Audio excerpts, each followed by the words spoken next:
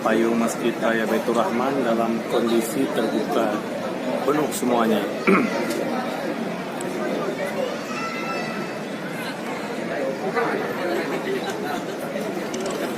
Pemandangan ini tidak bisa setiap hari kita saksikan karena cuaca di sini kadang-kadang berubah-ubah, jadi anginnya cukup kencang dan kadang-kala bisa merusak payung yang ada di sini.